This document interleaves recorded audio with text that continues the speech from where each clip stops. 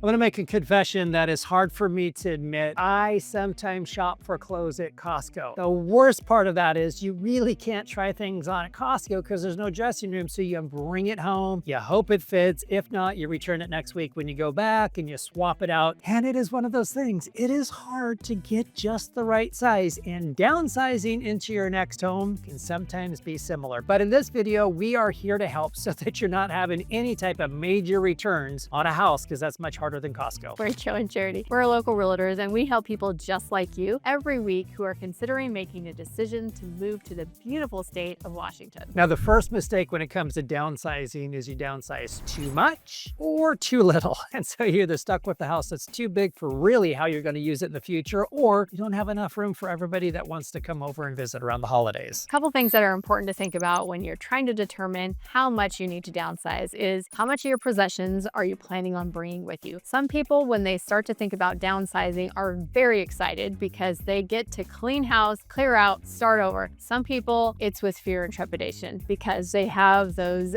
very precious memories and all of the things that they have in their home, and they're not quite sure they want to get rid of it. So start with that, finding out exactly what you want to bring with you. The next question that you're going to want to ask is, how are you going to use the home in the future? In the past, maybe for the holidays, everybody came to your house. That might not be the case anymore. You might be traveling to theirs, whether it's down the block or across the state. That might be how you are going to choose to have your future. It might be where you no longer need a home office, or perhaps now you're going to be working from home or have some side projects that you want to work on. You may be thinking to yourself, I don't need a big home, I need a smaller one, but I need a big shop. Well, that's another thing to consider. Depending on how you're going to use your home for the future is going to determine what size of home that you need and what type of acreage or space that you need around your home. One more logistical thing that comes along with this that you're going to want to consider is whether or not you want to have stairs anymore. Now, a lot of people our age or older don't want to have stairs anymore. They want to make sure that they are not carrying groceries up and down stairs. They want to make sure that they are safe as they get older. But some other people, as they're aging, they prefer to keep stairs so they can stay in shape. It's all a good question when considering what the right home is going to be for you when you're downsizing. Now, the second mistake that often happens is not analyzing the true cost of moving to Washington State and downsizing. There's a lot of factors that are going to go into this. Some of them are going to be, does the home have an HOA? Or are there higher property taxes because it happens to be in a school district that has a lot of levies? Or if it's a rural property that has a lot of acreage and you're not used to having extra fees for taxes on a large piece of property. Many things go into that. Other expenses that you'll want to be prepared for is just because you're downsizing doesn't necessarily mean that your home is going to cost less. You probably bought your home several years ago and your mortgage is probably quite low, if not completely gone. Now, when you're moving to Washington, the cost of housing could be less than where you came from, but it could be more. So you may end up with more expenses if you have to have a mortgage. Another thing related to that is the interest rate. If you have a really low interest rate right now, you may be getting less home and be paying more on your mortgage. Another surprise sometimes to people who want to live in a 55+ community is there are HOA fees, and usually those are much higher because of all the other amenities that community is providing. So whatever you decide to do for downsizing, make sure that you really do the numbers for what you're looking for. Otherwise, it might be more money than you're willing to part with. Let's move from the financial cost to the emotional cost. Now, there is a lot of emotion that goes into moving to a new state, even a new city, and some of those have to do with family. So considering the emotional cost of, will your house be the place that everybody wants to come to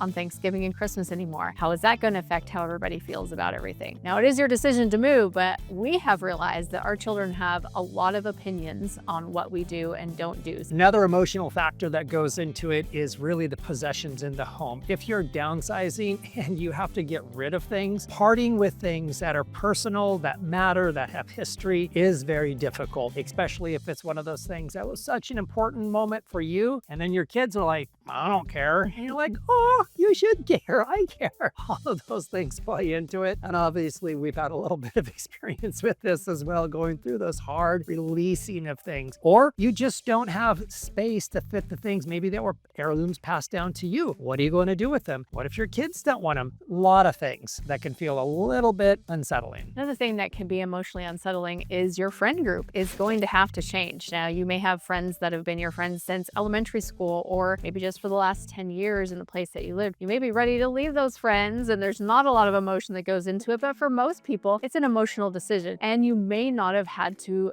put yourself yourself out there to make new friends in the last 10, 20, 30 years. And that takes a lot of emotion also, especially if you're an introvert. So considering those emotional challenges are very important. And one thing I can say is Joe had mentioned the 55+ communities in the last point. If you feel like you want an extra jump start in making friends, it's really a good idea to consider one of those 55+ communities because people there are a lot more connected throughout the week than in just the general area in any other city. A lot of times people are moving to those communities and are looking for the same thing, to make new friends because they've moved from out of the area. So you might find yourself in a perfect spot connected with other people who are like-minded and maybe have some similar interests. Now moving on to mistake number 4, and this one is unique to this age group, who is generally the people who are downsizing, and that is waiting too long to make the decision. I gotta tell you something. When I look in the mirror, you know what I realize? I have a lot of gray. That gray used to not be there. And that pretty much means I'm not getting any younger. So if you're considering making a move, don't wait too long. Make sure that you're making an informed decision that works best for you and not just thinking to yourself, there's going to be a perfect time. The perfect time usually lines up when you've made a decision that this is the direction that you want to go. Oftentimes in life, when there's a big decision waiting out there that you want to make, that you know is the right decision, you may end up putting obstacles in your way so that the decision doesn't get made. And specifically, it may have to do with the house you're currently in. You may think, well, the time isn't quite right to sell, or I need to do this project, or I need to put new floors in, or I gotta wait until the summer. And those things just add up so that decisions take longer and longer. And we have had clients in this situation who get to the point where it's no longer viable for them to make that decision. So don't put too many obstacles in your way if you really do feel like this is the right opportunity for you and the right thing for this stage in your life. An example of what Charity is talking about is recently I was with a client that wanted to downsize a few years ago, but decided just kind of wait for a lot of reasons. And ultimately they ended up living in their house longer than they wanted to, and deferred maintenance began to build up because they could no longer both afford it or have physical ability to be able to do it. So their house is going to ultimately cost more to get ready to sell, and they won't recoup those costs because that deferred maintenance has now caught up to them, unfortunately. So ultimately, think about what's important to you in this stage of life because, as Joe mentioned, Gray happens. gray happens. The fifth mistake that people sometimes make is thinking that they actually have to downsize. You may not have to downsize at all. You might actually want more property. You might want waterfront property. You might want to be on the river. You might want to be in the mountains. You might want to have horses that you've always wanted. You might want to have that shop in the back and a smaller house in the front. There are a lot of factors that determine the perfect life for you, and it doesn't always mean you have to get rid of everything and be dramatic about it. You might just be able to move into the forever home you've been looking for years and dreaming for. So it may not be downsizing that you need to do, it's actually dreaming. And dreaming is a lot more fun actually than downsizing because you may have put a lot of things off while you're raising children, working 40+ hours a week, and now you get to paint, or you get to have horses, or you get to work on cars in the shop all day, or you get to have a pottery wheel, and you get to choose whatever you want to do in this stage of life. And that might mean you need a different kind of home than just a small home that confines you to doing nothing more than sitting around all day. The last mistake is something that we don't want any of our clients ever to make, and that is picking the wrong location because they just feel like they're rushed into it. Make sure you land where you want to land that's going to best serve you and the future that you're creating. Exactly. Washington is so diverse, and you can basically get anything you're looking for. You can get desert, you can get ice and snow, you can get lots of rain, you can get beachfront, you can get riverfront, you can get mountaintop. Everything is available here in Washington, and there is no need to rush and find a spot just to land in the next place. Find exactly what you want. Take your time to self-reflect and discover what it is you truly want to do in these last years of your life, and pick a location that's going to support that. So you might want to be close to the water. You might want to be close to a golf course. You might want to be in a small town that's conveniently located, perhaps to Seattle. You might want to take ferry rides across to have a charming view that way. You might want to be in between Portland and Seattle, having a very convenient location that serves both. You might want to be close to family, but not too close to family. So many factors that go into it, and there's so many regions throughout Washington state. There is something for anyone's budget, and there is some type of home that's going to fit the lifestyle that's going to best afford what you're looking for. So let's help you avoid those mistakes. Reach out to us on the number below, or jump on our calendar in the link in the description below, or email us. Any of those ways will get you straight to us, and we would be happy to help you analyze all of the factors we discussed today so that you don't have to make any of those mistakes when it comes to downsizing in Washington state. And keep watching because our next video is actually about 55+ plus communities in Washington State that you're going to want to know about.